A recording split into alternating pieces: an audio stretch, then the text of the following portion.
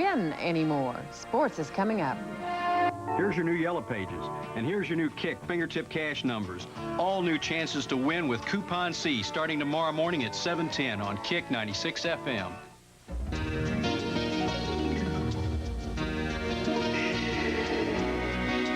Whatever you're looking for, you'll find it in yellow. The Southwestern Bell Yellow Pages. The one to call on for everything. Local utilities, recreation, where to shop, things to see and do. You name it, you'll find it in yellow. The fingertip facts section in front of your Southwestern Bell Yellow Pages. The one to call on for everything.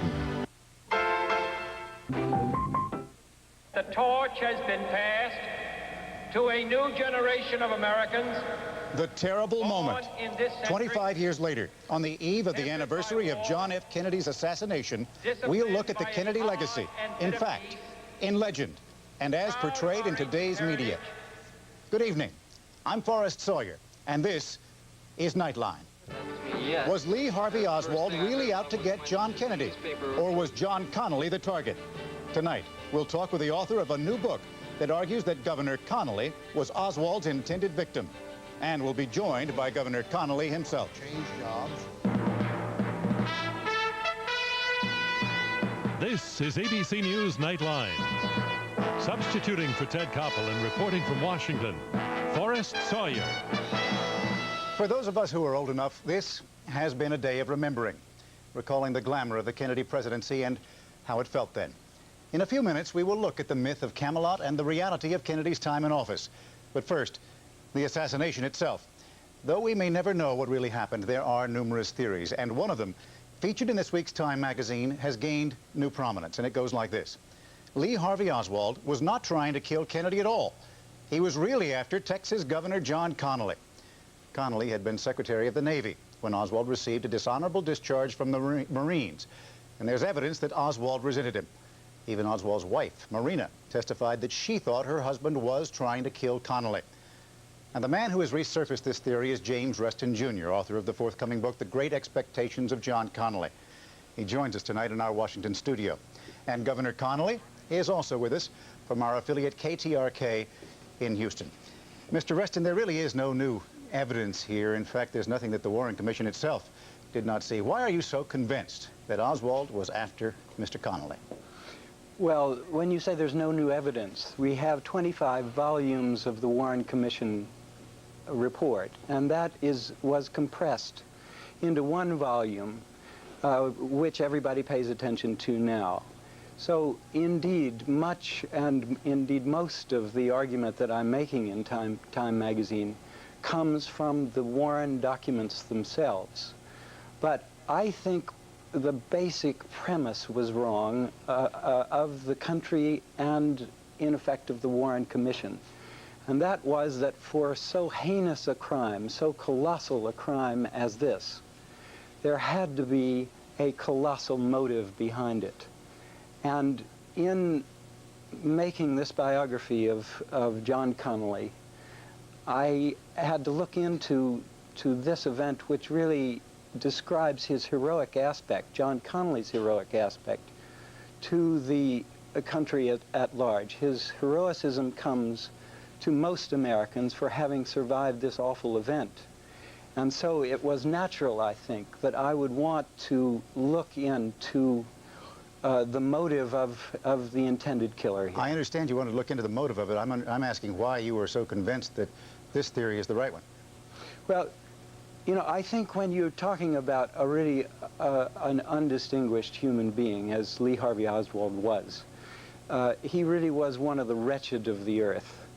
It does not make sense to posit upon him, as did the Warren Commission, these grandiose motivations of his affection for Russia or for Cuba or the like. This is a man who had a 9th grade education, and he was buffeted about all his life in Russia as well as in this country. What makes sense turning such a character as this into a murderer is not grand abstract intellectual theories of ideology, but a human direct grudge. And it is the grudge that he held for those who changed his discharge from honorable to dishonorable. But look, there are an awful lot of arguments that are against it. For instance, he could have gotten a better shot if he had fired at Connally earlier. He was blocked when he fired at Connally at that location. Furthermore, if he wanted to shoot Governor Connally, he certainly could have done it when the president wasn't there and he didn't have all that security around him. Well, nobody can really sort out what went through that man's mind in the seconds and whether he would have been better served to shoot when he was coming down Houston Street as to when the motorcade was going down Elm Street. The point is, psychologists talk about something called a motor program, where when somebody sets out to do a terrible thing and an irrational thing, they do not make these fine judgments about this body and that head and this millimeter and where I should start from. The critical moment here is not the motorcade coming around that corner, but 2 days beforehand when he decides that he wants to do this awful thing. Governor Connally, how about it? Do you think you might have been the target? Well, no one knows what was in the mind of Lee Harvey Oswald. I would say there are two things that would mitigate against it, certainly. First, Oswald certainly had no way of being sure that I was even going to be in the car with President Kennedy. That's number one. Secondly, if he'd really wanted to kill me, he could have done it 100 times in 100 different places all over Texas. I was speaking all over the state at the time, basically unprotected. It could have been done in a much, much easier fashion, and probably in a way that he would never have been apprehended. So I think all the logic would dictate otherwise. In any event, I think if I was a target, I was probably a secondary target. The man fired 3 shots. He hit 3 times. He hit President Kennedy twice and me once. So I have to assume that that at the worst or the best, however you view it, he hit precisely the individuals he was shooting at. Well, you say 3 times. The Warren Commission actually said there were 2 bullets. You have said in the past you thought there were 3 bullets. Do you think there might have been somebody else there shooting as you? No, there were 3 shots, and I think everyone who knows anything about it recognizes that there were 3 shots. The Warren Commission got confused in their resolution, I think, because they only found 2 bullets, but there were 3 shots fired. There's no question about that. And the president got hit by the first one, I got hit by the second, and he got hit by the third. Now, Mr. Reston talks about the motive, his hatred of me, Oswald's hatred of me, yet he fired at General Walker, according to Mr. Reston in his book, a short time before that, and apparently had no such hatred of him. So I don't know by what logic you can assume that I was his primary target. Mr. Reston, we only have a very few seconds left. Is it fair to say that we almost certainly will never know for sure about what his motives were and what really happened there? Well, I think that's probably true, but to believe that Lee Harvey Oswald was after John Kennedy, you have to believe that he was a grand thinker and that he could become a murderer on the basis of abstract intellectual ideology. And a 9th grade semi-literate man, such as Lee Harvey Oswald is not motivated and turned into a killer by Marxist ideology. One does not become a killer because one is simply a Marxist or have affection for Cuba. There has to be something immediate that affects a man's life like this. And when he came back from Russia and tried to get a job one place and another, it was this military discharge, most of all, that blocked him from a proper employment. James Reston, Jr. is the author of The Great Expectations of John Connally. Thank you for joining us, sir. And Governor Connally, if I may, I would like to ask you to stay with us so that we could talk about your recollections of that day and talk about President Kennedy. All right. But first, when we come back, we are going to remember Kennedy. Nightline's Judd Rose looks at the making of an American legend. This is ABC News Nightline, brought to you by Ford. 25 years ago seemed to change everything for us. America has come to measure itself from that day forward. But how much of what we remember about President Kennedy is real, and how much is legend? Here's Nightline correspondent Judd Rose with a look at our fallen president and the dreams we've wrapped around him.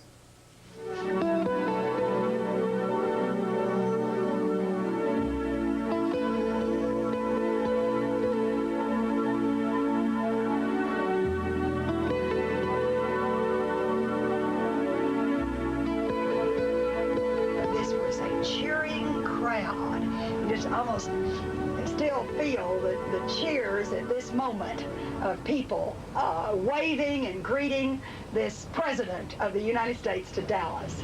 And in the next block, his life. The first shot was fired as soon as they rounded the corner, and it missed. The second shot was fired right about here, and that's the single bullet theory. I believe more now than I did 25 years ago that was a conspiracy of some kind. Oh, definitely. 25 years ago, we believed anything they told us, but today... One man acting alone did not... They went down this street and see where this car's going? About there, somewhere in the middle of the streets where they shot the president. For the children, he's only a lesson in a history book. They're too young to remember. The rest of us can't forget. History stood still for 3 days. This is where it all happened, and it's just a real awesome feeling. So every day of the year, they come here to Dealey Plaza in Dallas. They take their pictures and stroll on the grassy knoll. They retrace the route, stare at the old book depository building, and count up 6 floors to point out the window where the shots were fired. It just seems to me like you can just kind of feel the shots or hear the shots, even though it happened so many years ago. If you come here, somehow the physical reality of this place makes the impossible seem more possible. But if you don't come to Dealey Plaza this year, well, then the assassination is very much as it was 25 years ago. Reality framed by a television set. From Dallas, Texas, the flash, apparently official, President Kennedy died. This CBS special, a riveting look back at the TV coverage of the assassination, is just one of a deluge of programs timed to coincide with the anniversary. Some are studious, like this PBS special using 1988 technology to re-examine the murder. Some are Valentines to Camelot, like this on the Disney Channel. Elegance, youth, warmth emanated from the decorous presidential mansion. But it's not all tributes. This month being a crucial TV ratings period, JFK is also a convenient target for tabloid TV. Well, let me tell you something, pal. John F. Kennedy may have screwed his share, but he didn't screw the American public like some presidents did. She was the sex goddess of the movies. He was the president of the United States. Details of their affair, some of them secret for a quarter of a century, are told for the first time now. Lee Harvey Oswald never had his day in court, until now. The saddest, sickest part of the Kennedy extravaganza is that the Kennedy name becomes fodder for Geraldo Rivera's mill. So what's new? Tabloid TV, after all, is based on the tabloid press, and the Kennedys have long been their favorite fodder. It's a long way from this to this. The Kennedys are just another commodity to use to sell things, whether it's tabloids, magazine covers, TV shows, miniseries. You can use them. Who could resist? Young, beautiful, and dynamic, a poor immigrant family rising to wealth and power amid public triumphs and personal tragedies. If the Kennedys hadn't existed, Hollywood would have invented them. But they did, so Hollywood reinvented them. You won't fail. Kennedys don't fail. Oh, yeah. You'll be the best first lady ever. We cannot and we will not accept Soviet missiles in Cuba. Since 1963, there have been almost as many Kennedy movies as there are Kennedys. The Cuban Missile Crisis, Young Joe's wartime death, Jackie's marriage to Onassis, and of course, That Day in Dallas, all reduced to a soap opera. It's important I look all right in Dallas. Why do I have to be blown around in a motorcade first? No bubble. Oh, I don't think it's trivializing them, and I don't think it hurts them any. And I mean, by now they've had so much, they can surely rise above it and ignore it. But it's hard to ignore the sort of stories that have surfaced in the past decade. Stories of Kennedy, the insatiable womanizer, reports of his involvement with Marilyn Monroe, and with the mistress of a mafia boss. We're not just talking about somebody being unfaithful to their wife here. We're talking about how it affects their... as to what he did, as to what effect it had, as to his relationship with Hoover. Since I was there and the critics were not, and I saw none of that, I think it's bullshit. A little later, we are going to look at how history has judged the Kennedy presidency. But first, when we return, we will ask Governor Connolly how he remembers the era. It's a radio. His testimony helped send over 100 to death row. Should expert witnesses help decide who gets the death penalty? 2020, Friday. The cops in a real world of challenge, fear, and frustration. David Hartman's special reports this week on Good Morning America. With us again now, former Texas Governor John Connally. Governor Connally, for 25 years now, every November 22nd, you have had to think about what happened there in Dealey Plaza. You have had to relive those moments. Tonight, as you look back on them, do those events seem far away, or are they still very real and very fresh? Well, both. They seem like they happened eons ago, and yet the memory is so vivid that they could have happened yesterday. What is the thing that seems to come up in your mind the most? Well, I think looking at the coverage today, I think we're seeing the myths of the Kennedys, and I don't think the time has come when history will really look at the Kennedy administration with a realistic eye. And how could we? When you see a beautiful little girl kneeling with her hand on her father's coffin, and when you see a handsome little boy standing with a military salute by his slain father, how can you feel anything but the utmost sympathy? And it's a scene of pathos, of remorse, of tragedy, and that's the way we now view President Kennedy. Admirers of President Kennedy say that when they talk of his greatness and when they talk of what we missed with this tragedy, it is really the potential of the man which they missed the most. He could have grown into a tremendously powerful president. Do you agree with that? Yeah, I think he might well have. He didn't have an opportunity to do so. He was actually in Texas, as you know, trying to ensure his political fortunes for 1964. He was going to have a tough race according to his own views, and he was trying to do something about it early on in 1963. But he had the potential, I think. He had the charisma, he had the charm, he was surrounded by very capable people, he was a superb orator. He might well have developed into an outstanding leader, not only for the nation, but for the free world. Just a very few seconds, about 15 seconds, his greatest strength and his greatest weakness in your estimation? Well, I think his greatest strength was the confidence that he generated in people. His greatest weakness probably was that he'd not come into the office as well prepared as he might have been, because up until that time, he didn't seriously take his job in the Senate or in the House. Texas Governor John Connally, thank you very much for joining us tonight, sir. When we come back, we'll see what history has to say. Nightline correspondent Judd Rose looks at what John Kennedy really did accomplish during his brief 1,000 days in the White House. Introducing a sedan with the heart of a lion, the all-new Toyota. Not long after Kennedy died, just 1,000 days in office, when it seemed there was no job too big for America. But 25 years later, not everyone is wearing rose-colored glasses. How does history judge the Kennedy presidency? We asked Nightline correspondent Judd Rose to find out.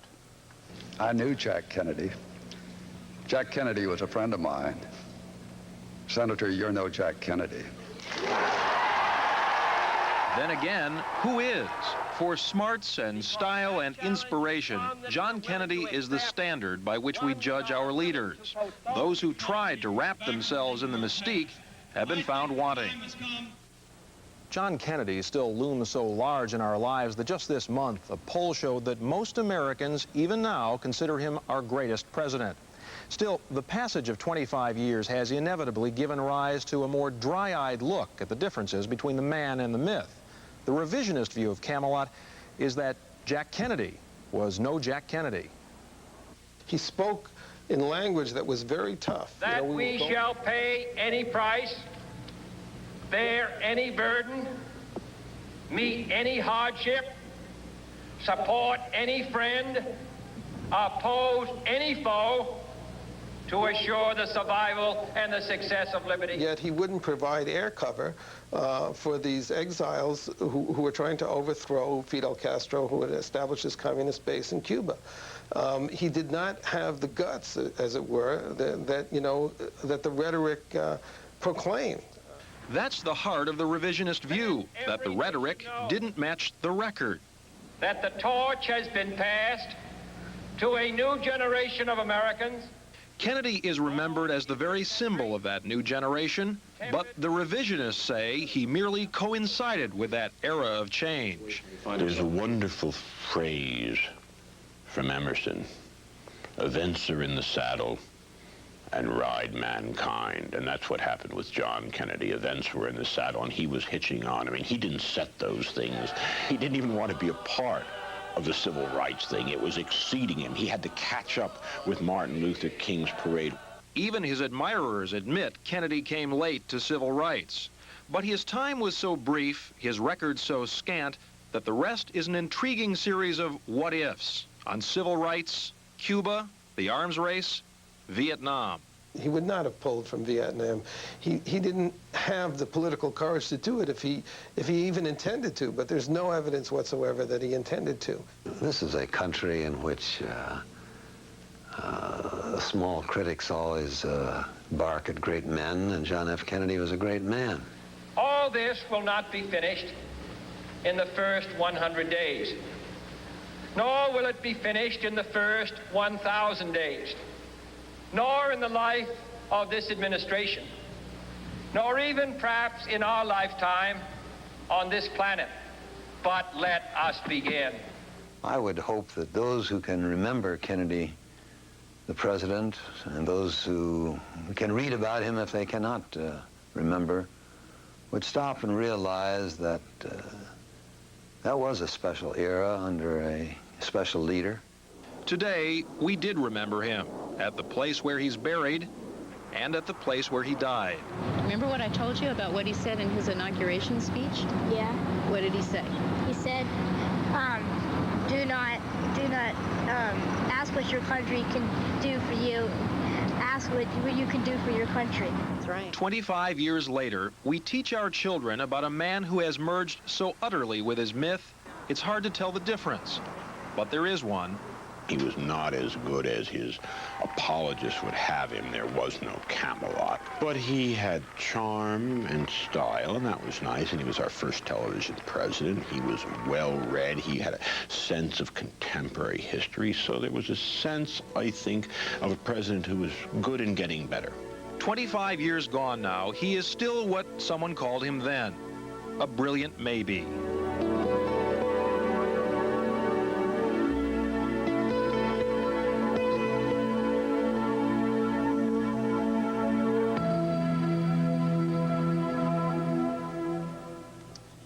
And that's our report for tonight.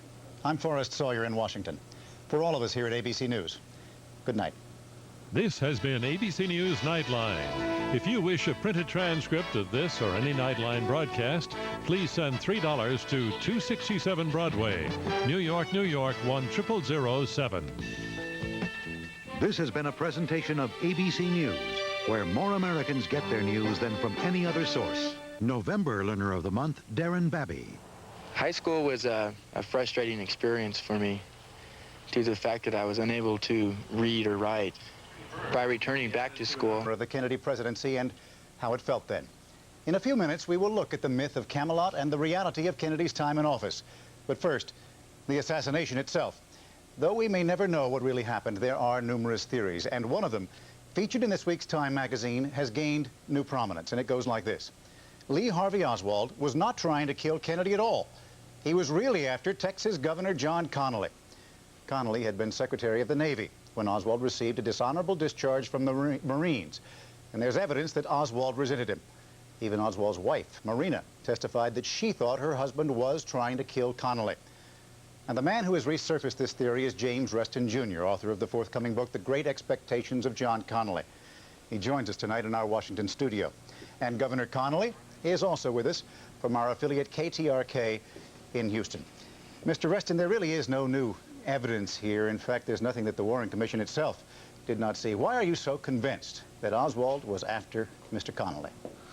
Well, when you say there's no new evidence, we have 25 volumes of... You name it, you'll find it in yellow. The fingertip facts section in front of your Southwestern Bell Yellow Pages. The one to call on for everything. The torch has been passed to a new generation of Americans. The terrible moment. 25 years later, on the eve of the anniversary of John F. Kennedy's assassination, we'll look at the Kennedy legacy, in fact, in legend, and as portrayed in today's media. Good evening. I'm Forrest Sawyer, and this is Nightline. Yes. Was Lee Harvey Oswald really out to get John Kennedy? Or was John Connally the target? Tonight, we'll talk with the author of a new book that argues that Governor Connally was Oswald's intended victim. And we'll be joined by Governor Connally himself. Change jobs. This is ABC News Nightline. Substituting for Ted Koppel and reporting from Washington, Forrest Sawyer. For those of us who are old enough, this has been a day of remembering, recalling the glamour. Anymore. Sports is coming up. Here's your new Yellow Pages, and here's your new Kick fingertip cash numbers. All new chances to win with Coupon C starting tomorrow morning at 7:10 on Kick 96 FM.